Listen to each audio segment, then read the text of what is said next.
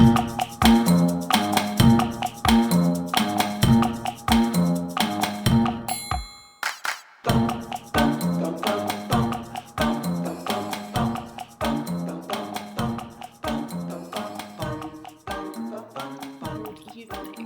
evening, and welcome to the 5 millionth episode, just the 5th episode of From Across the Pond.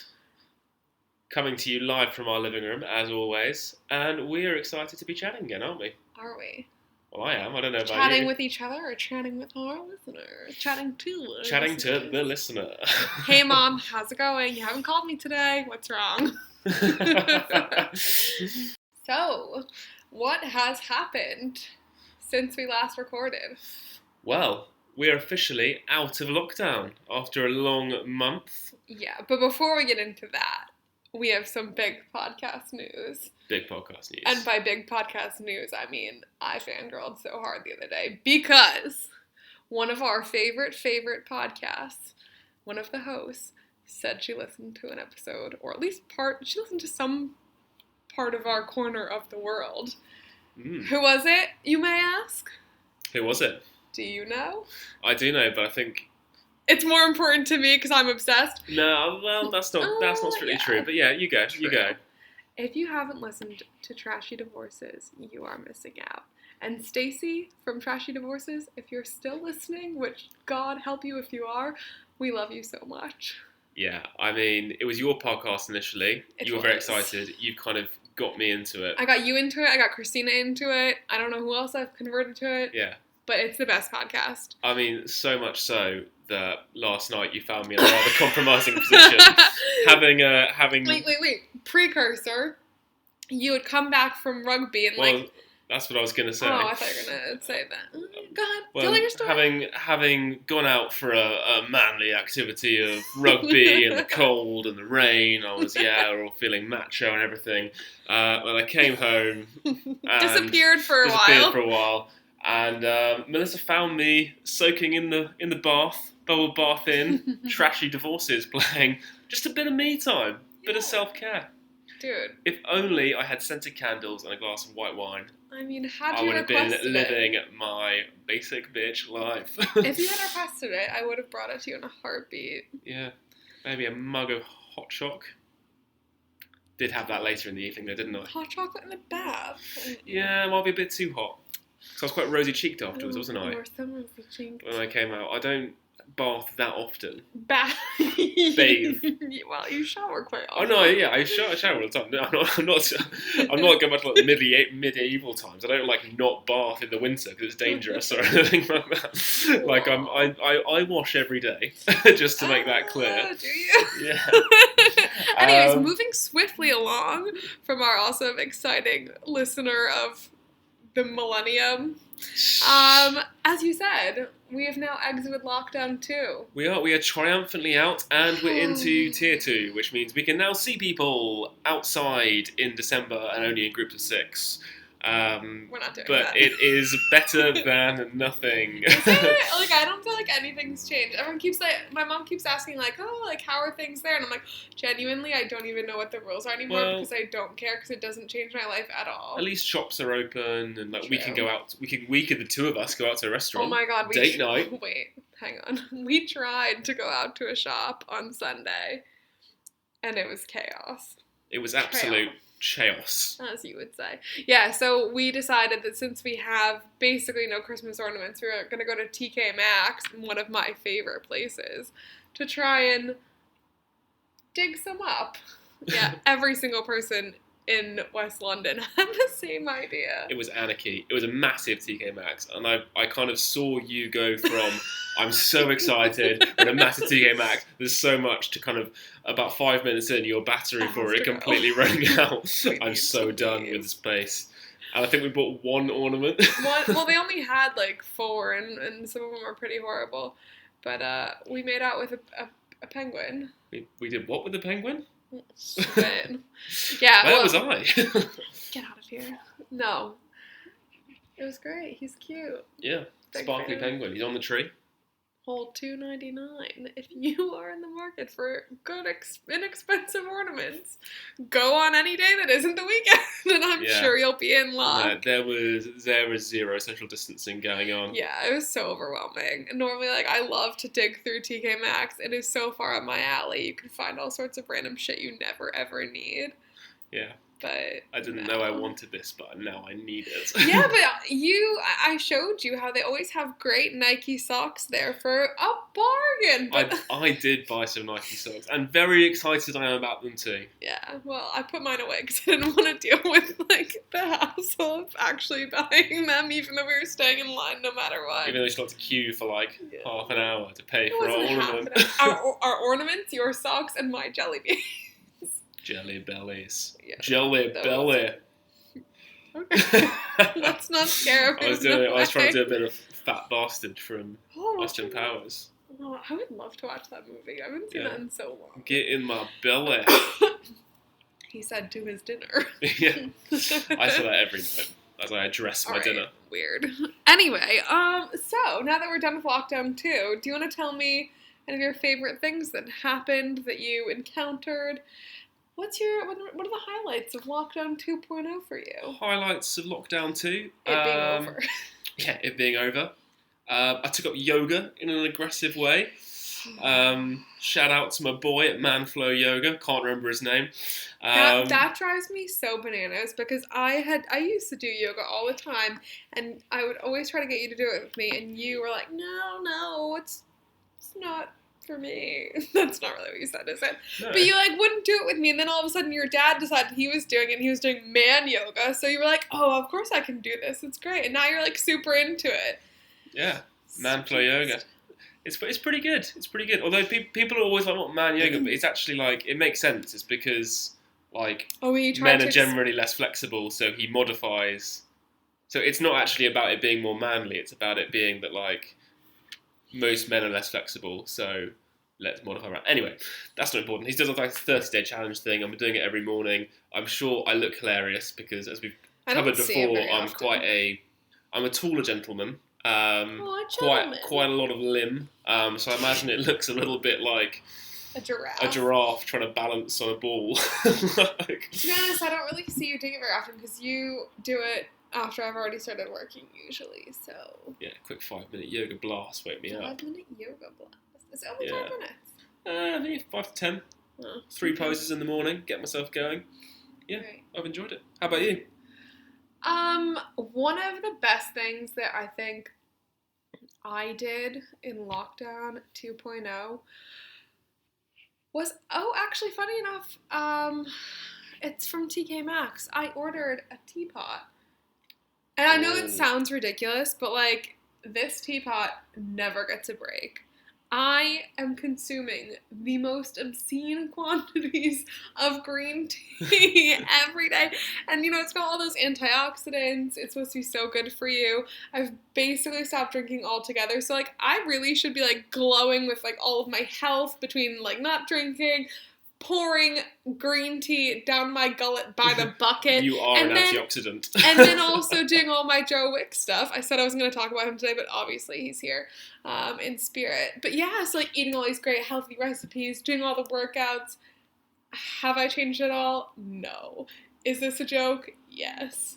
Absolutely ridiculous. But the teapot... feeling healthier? I honestly don't think I am. I don't think I feel that much healthier. So what you're saying is we might as well just get drunk every night and order McDo's. Not McDonald's. Let's get something else. Pizza. No, I don't know. To be honest, I probably do feel, like, marginally better or healthier, but, like, not as much as I would. But is it one of those things that, like, because it happens so gradually, you don't actually realise? I've been doing all this for, like, a while now. No, but as in, like, you probably don't, because you probably feel a little bit healthier over a period of time, it probably never quite occurs to you that, wow, I feel so much better. Wow, I used to feel like shit. Yeah, you probably just don't remember how decrepit you used to be. I don't think so. But whatever, I feel good about it because I have a new teapot. I don't know, like, whatever. Yeah. It's fine. I do find that I am now back to enjoying waking up at the crack of dawn, which is as of like the last 2 days. Because in lockdown 1, I was waking up at like 5:30 every day and like going for like a long run and like baking bread. And then I kind of fell off that train. But yes, the teapot has brought me back to health. Yeah. What else have we done? What else have you enjoyed? I've finally started to make use of all the random rugby knowledge in my head. Started a direct-to-email rugby newsletter, the Rugby Download. It's really good. I have no idea who's reading it, but... Yes, you do. You have access to the email list. I have my subscribers who are probably loving it. I don't know. It doesn't allow them to give instant feedback. But you can ask them for feedback. Yeah, you know, like, most of them. Yeah, true. Basically I've been reading it. It's great. I don't really like rugby, but it's yours, so I do have so much random knowledge of rugby in my head from all the rugby podcasts I listen to and just sitting on BBC and refreshing it. And you mean when you're not listening to trashy divorces? Yeah, and chatting to a good friend of mine who's a rugby journalist and have to keep pace so I can keep up the conversation. So trying to use that knowledge for something more useful than just me shouting at the TV on the weekend. By yourself. Yeah, and me trying to get you interested, like sitting next to them. Interesting fact about this player. And you're like, I don't care. You're like... I don't always say I don't care. Sometimes I do. But no, you just get really, really into it and you're like, oh my god, let me tell you this great story about this guy. And you're like, so, such and such player brushed its teeth. Great. I feel like the problem is I've done too many, like... rubbish stories, but now my really good facts. Like I was trying to tell you that like a debutant for Wales the other day had like recently overcome cancer and come back to fully fit and playing, and like you cut me off before I started because you thought it was going to be like a... Because, you're right. You're like the boy who cried wolf. He brushed his teeth twice in the morning. Yeah. You're the boy who cried wolf with rugby stories. Yeah. Did you know he has 2 different types of boots? One for wet weather, one for warm. I'm that guy. You're that guy. Yeah. So that's what I'm quite looking forward to actually being out of lockdown. So I can actually maybe like watch some matches with people who are equally like... I mean, it's not over. Equal rugby nauses as I am. Rugby what? Nause. What does that mean? It's like... Nors. A nause. You're nauseatingly into it. Yeah, you can be a rugby nause. It's a phrase. Whatever. So yeah, I'm a... self-professed nause, and I need my nause brethren around me so we can out-nause each other in front of the pub, and it gets vaguely competitive. That's enough. Have you ever heard the word nause before? You've heard it so many times. You've norsed me a lot in the last 30 seconds. I have a really random funny story that like was one of the highlights of lockdown for me. Hit me with it. And this comes from one of my dear, dear coworkers turned friends who had decided... So this is a big step for any coworker. Would you now call him a Saturday friend? You would meet up with him on the weekend if he suggested it. Probably. I would do a lot of things that he would suggest. I don't know. Okay. I don't think we've ever hung out outside of work, but I would... That's the first time you know you've gone from colleague to friend when it's the weekend. Alright, just let me tell... I don't know. He might listen to this. I have to say yes. That's a glowing endorsement. To be honest, I'm not sure he'd want to hang out with me on the weekend, but he is like one of my favorite people. So he's maybe a Saturday friend. Okay. No, he's fantastic. I would hang out with him anytime. But anyway, he was so excited because he had ordered this amazing, I think it was supposed to be like a 7-foot tall, like rainbow Christmas tree. It was, what are they called? Reusable? Like a fake one. Well, I was going to say fake, but a reusable one. A reusable Christmas tree. And he ordered it off of the internet, and he had, like, I don't remember, he paid like $50 for it or something, and it was shipping from America, and, he ordered it off some random website, I don't know, but it finally arrived a couple weeks ago. And he sent me a photo of it, and it's like maybe a foot tall, and it looks like a feather duster. And it is just the most hysterical. It doesn't sound that funny. It doesn't sound that funny, but honestly, I'm like almost in tears just thinking about it because. Is it, like, how wide? Like, so like a foot. So he's expecting 7 feet. It's a foot tall. Is it at least like girthy? No. It genuinely like looks like one of those like cheap plastic feather dusters that you get to clean your house. Probably Pound. I don't know. We don't have one. Outstanding scenes. Oh my god! Honestly, I wish I could show everyone a photo of it because I had to like text him for it again because like my phone keeps running out of storage, so I keep deleting all my messages, and I had to text him for the photos again the other day just so I could show them to your parents because like it's hysterical. What did he do? I think he's currently like in disputes with like PayPal or something. They go to like small claims court. I'm sorry, but like you can't like that's gross misrepresentation. I don't know what the legal terms are, but like you can't say that this is going to be a 7-foot tall tree. I really wanted you to say he just put it up and just went with it. No, he actually has a lovely tree that he sent me a photo of now. But like, oh my god, I'm getting a lot of mileage out of this because it just makes me laugh every time I think about it. And I think he's really sick of me being like, please tell me that story again. A good bit of Schadenfreude for you. Is that how you pronounce it? Sorry? Schadenfreude. I don't know what you're talking about. It's like the German word for taking pleasure in other people's pain. That's a new vocab word. Yeah, there you go. How do you spell that? Take that off. Whoa, now you're asking. Now you're asking. I only know that because there's a whole song about it in the musical Avenue Q, which is like adult Sesame Street. It's like Sesame Street where the puppets bang. It's weird. Anyway. That's not a alley. Do you have any other funny things that you enjoyed? Oh, actually, talking of stories, I saw an outstanding lockdown story the other day. Which actually, it's a different lockdown. It happened in Italy, and it got flagged up for breaking Italian lockdown or tier rules, whatever they're in at the moment. But some guy got picked up by the police for wandering around at 2 a.m. in the morning. 2 a.m. in the morning? Yeah, 2 a.m. in the morning. Just to confirm, it's 100% in the morning.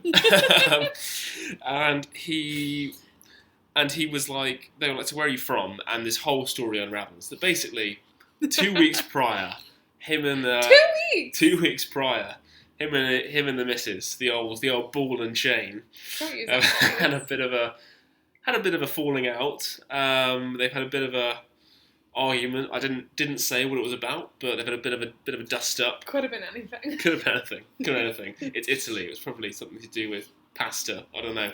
That's really a ridiculous claim to make. And so he has, in a strop, he has burst out of his front door. I think he was from like Como, so up near Lake Como, up near Milan, up in the north. And he went for a walk to calm down, cool off. Left us in the clothes on his back, no equipment, no food, no water.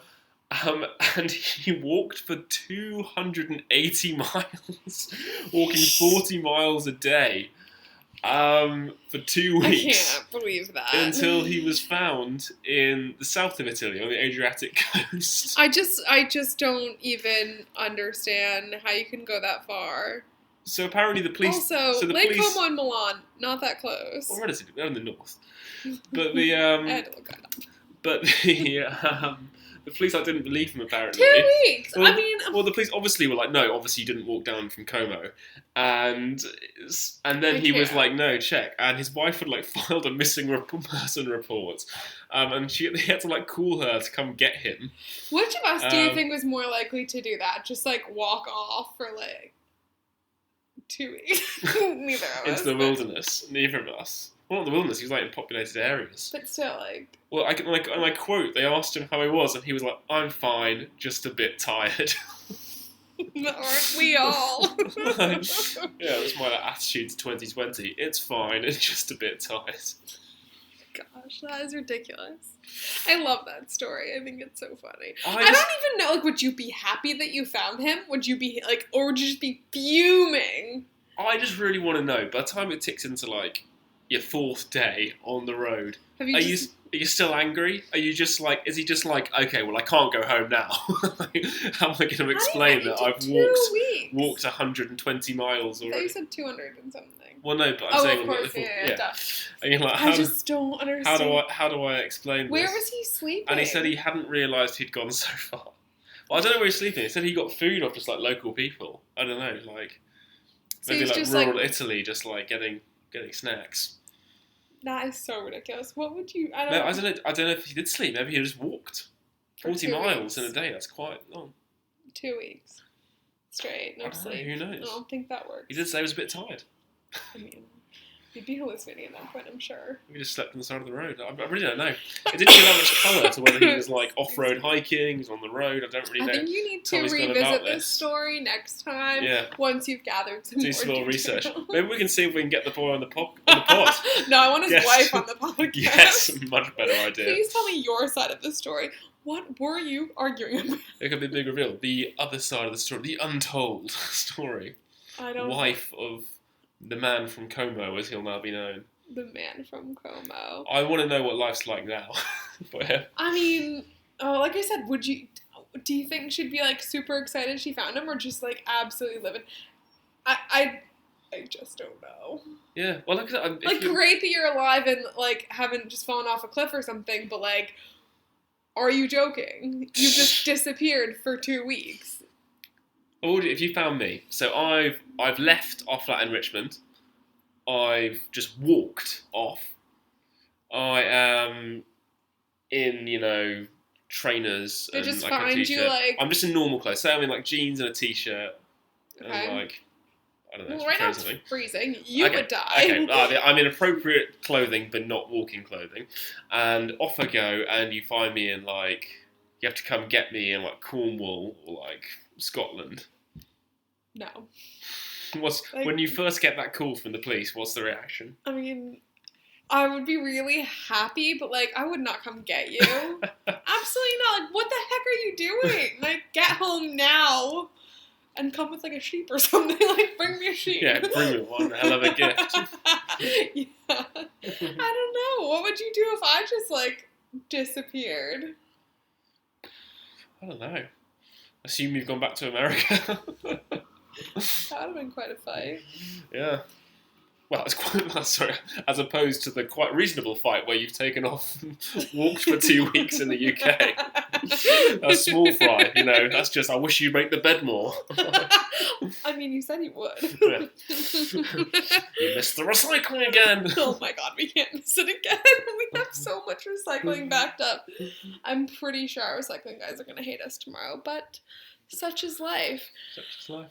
I have one more, if anything, that I've really enjoyed during lockdown. One more funny thing. You think you're funny? Well, I don't. Yeah, I do think I'm funny, Okay, alright? okay, hit me.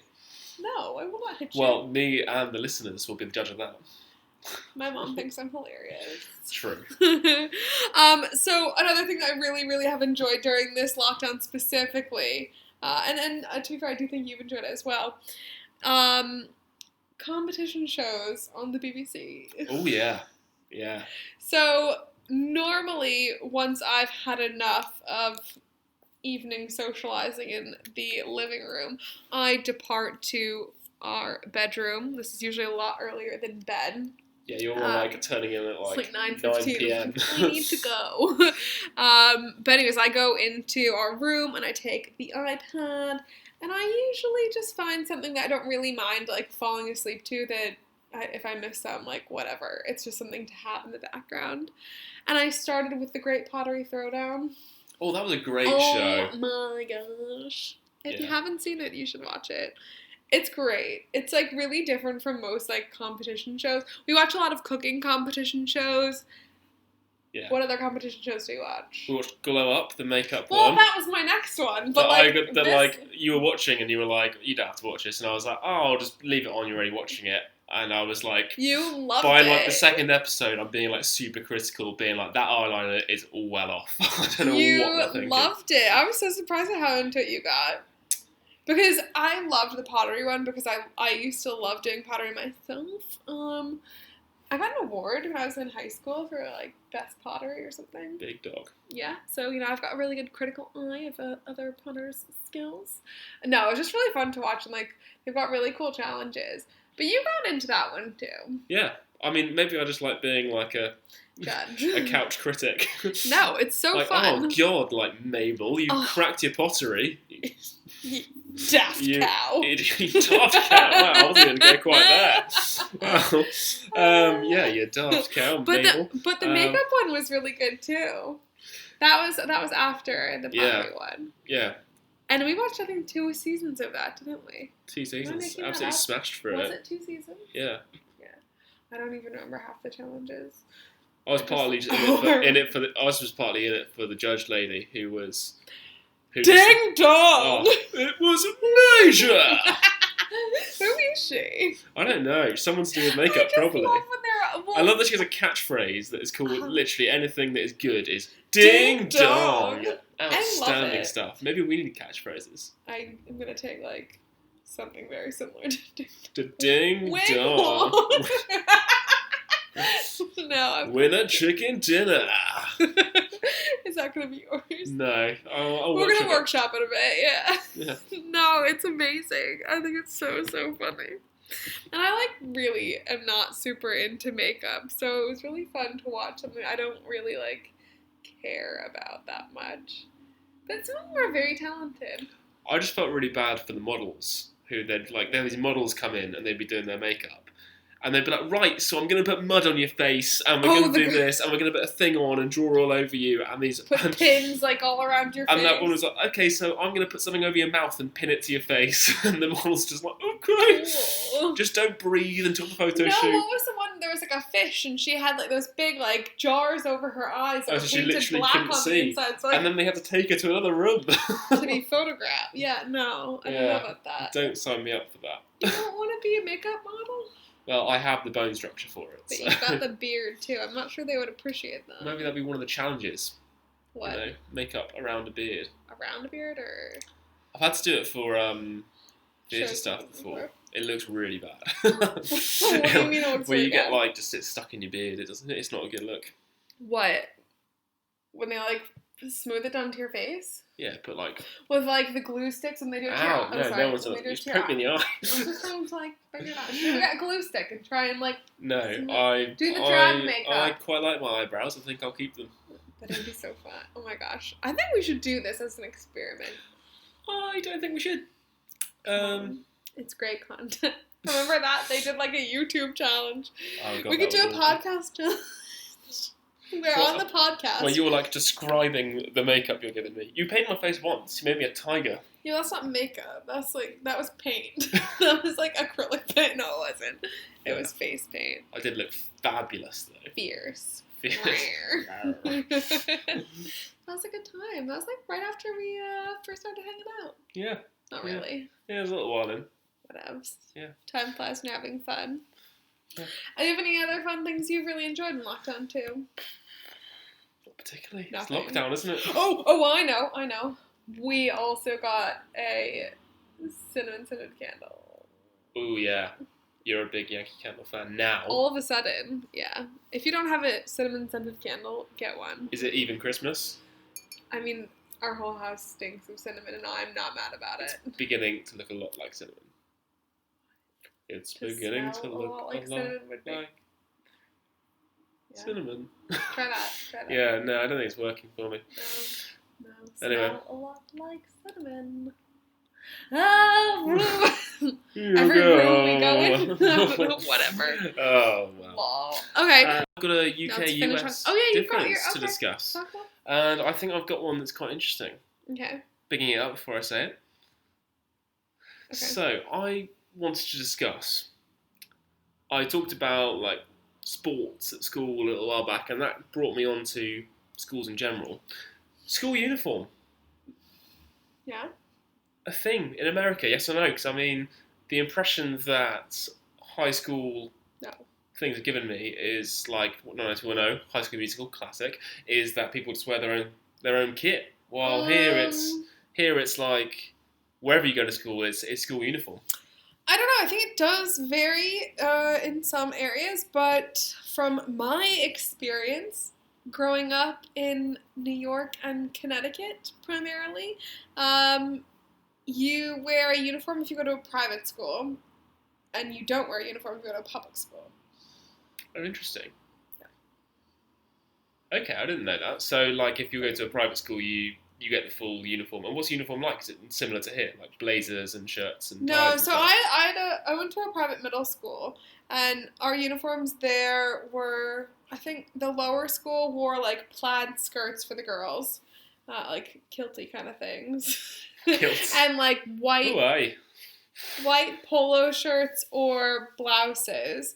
And then like once you got to like the middle school, you had like a blue skirt or blue trousers,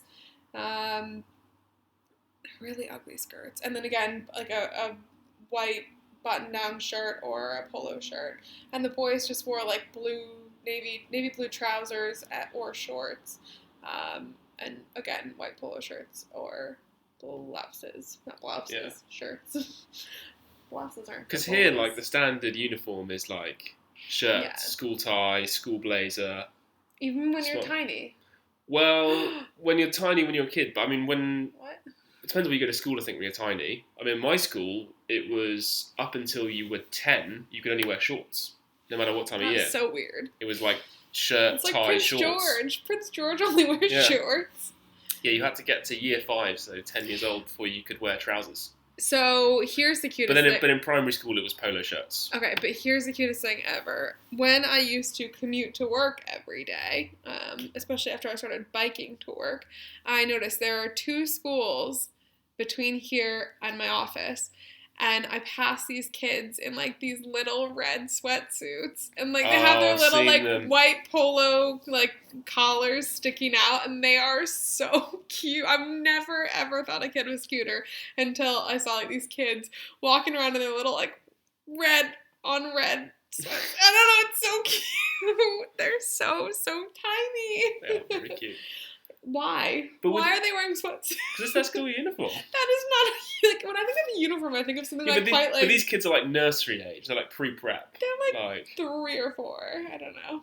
Yeah. What does the little girl upstairs wear for her uniform? Does she have a uniform? She goes to nursery. No, you don't wear. No, nursery's not. I was gonna say unless you go to like a super fancy one. I was gonna say I haven't seen her wear a uniform. No, you start like primary school. You just wear. How old are you in primary school? Start at 5. Cute. And then yeah. But would you have wanted uniform? Do you like uniform? I don't know. I don't remember loving it when I was in middle school, but equally it's a lot easier to just like throw on whatever you had before. I don't know. I don't feel like I like loved the change back into high school when I like had the freedom to wear whatever I wanted. And actually I really thrived on like in sports. If you have like a match or something during the week, often like on game day, you'd wear your uniform or you'd wear something themed. Yeah. And I really think that I like being told what to wear. Yeah. But see, I quite liked it at school because I think it takes out any choice. You know what you're wearing, and also like it means like you're not constantly under pressure to be like wearing like the cool clothes to school. And like, let's be honest, what I know of your fashion choices in your younger years are highly questionable. Didn't you say something about wearing like polo shirts with like a vest and sweatpants? Am I making this up? No. I don't think so. I used to around uni, I had someone wear like a flannel shirt with sweatpants. Cute. That was fun. Flip-flops. Cute. Yeah, that's probably what it was. Flip-flops and sweatpants. Flip-flops and sweatpants. That's like all I wore through uni. Really? Yeah. Even in like December, there's just like throw your Havaianas on, get out the door. Yeah, it was that sort of time where it was like, rugby club sweatpants, like Hollister t-shirt, Havaiana flip-flops. You're out the door. A vest? Where's the vest coming from? I mean like a puffer vest. Oh, like a gilet. I hate that word, but yes. A gillet. A gillet. Yeah, I did have a gilet at the time. I can picture, and you had your shaggier hair. I did have longer hair as well. Lady dye. No, that was when I was younger. That was more, when I was about 14, 15, my hair was naturally really blonde. Like, it's not anymore, it's more like brownish now. It's definitely and brown. It was kind of that time, I don't know if you had, I don't know if this made it to the States, but like around here, like, boys were all wearing their hair a little bit longer. Like Justin Bieber. Like over their ears. Like Justin Bieber. Like not like long hair, but like over their ears, like a bit like mushroomy. Yeah, maybe we were all just like secret believers. Not so secret. And bright blonde hair over your ears. I did look very much like the late Princess Diana. Cute. Yeah, which was a good Good luck Good for luck me. for you. Yeah, looking back, like, I'm surprised I actually didn't get more shit for that at school. Lol. But yeah, no, I quite like school uniforms. You just got it on, and actually, it was then like stressful when you got to mufti days where you wore your own clothes. Mufti days. Mufti days. We called them civvies days. Civvies. That's more fun. No, mufti days. What does mufti mean? I have no idea what mufti means. So civvies, I think, is supposed to be a term from the military, maybe the civilian. Navy. Okay, I don't know if you knew that. Jeez. Yeah. Get off my. Yeah, you're talking to someone who was in the school cadets. I'll have you know. So yeah, we'd have a uniform. And the only times you couldn't wear uniform were you could not wear uniform if you had like training in the day. You could like change at lunchtime, but you couldn't wear your kit all day. You still had to come in your uniform and tie and stuff, which was great because then you'd bundle it all into a bag and it would come home horrible. If you were in the cadets, you could wear on Wednesdays when that was, you could wear your cadet uniform, which was like camo and boots and proper like beret. Oh my. Yeah. I bet that was cute. I was in that for a couple of years before I prioritized sports. Right. And then when you go to sixth form, here's kind of weird. So sixth form, what you wear depends on the school completely. So if people go to like a college, sixth form college, they'll like wear like normal clothes, like you would do in American high school. But then if you still go to like a sixth form attached to your school, sixth form like the first top 2 years in school. You're really getting into this. So we had to wear suits. Okay. We had wear our own suits, which was a bit weird. But then, because you'd be wearing a suit and you go for a kickabout in it at lunchtime, and then come back to your class sweating. Nice. Yeah, great. Gross. Anyway, so have we solved school uniform? Good thing, bad thing? I don't think we've solved anything, but I think we've talked around in circles, but it's a difference. Don't say that. All right, I'm going to give you my fact of the day. Awesome. Actually, it's not really, it's going to be a trivia question. And it's a London-specific trivia question, because why the hell not? Ben Thomas. Yes. Which tube line has the most stations? Which tube line has the most stations? Okay. I am... On the London Underground Network. And I'll have you know, this fact is as according to the Telegraph in 2017. So the last it 3 might years, be a little outdated. there have been no reporting. What about the Northern Line extension, Melissa? Just go with this. I'm going to go with the District Line. Why do you think that? Because it's just really long. How many stations? Goes the breadth of all of London. How many stations do you think it goes quite far out either side. How many stations do you think it has? I don't know. Take a guess. 28? No. You're correct that it is the District Line. Come on, the District. Ew. According to the Telegraph in 2017, the District Line has, ding ding ding, 60 stations. 60? That seems like a lot. I was well off. Yeah. Well, I think about it, it makes sense. It goes 60. I couldn't name 60 stations. Actually, I probably could. Let's not try this. Yeah, let's not. We'll be here all night. I mean, we'll be here all night anyways. But. Yeah. All right, can you give us your joke of the day? Okay. Ben's joke of the day. So, the Pope has to go to the airport on just a regular. I don't know why he travels. He probably travels. Do I know this joke? I don't think so. No, yes. It's fresh content. Material. So he has to go to the airport. So off he pops, and he arrives there really early, super early. There's way too much time to just go hang out in the airport. And he's the Pope. He doesn't want to go hang out in the airport. Probably has some sort of lounge, but he doesn't want to just sit there all the time. So he leans forward and taps his driver on the shoulder and says, "I actually haven't driven anything since I was the Pope. They just drive me everywhere. I've not had a chance to drive. Well, we've got loads of time on our hands. Yeah. Do you mind if I take the car for a little spin? You can sit in the back. It'll be good fun." And the driver's like, "Well, I'm not going to say no to the Pope." So off they go, and obviously he's a little bit rusty. He's not driven for a long time. He's an old man. He's not that old, is he? He's pretty old. I don't know how old he is. We don't know which Pope we're talking about. Okay. Could be any of them. Well, probably one from the modern era. All right. He's not like driving Okay. a Ford T model or something. Yeah, driving a horse and cart around the airport.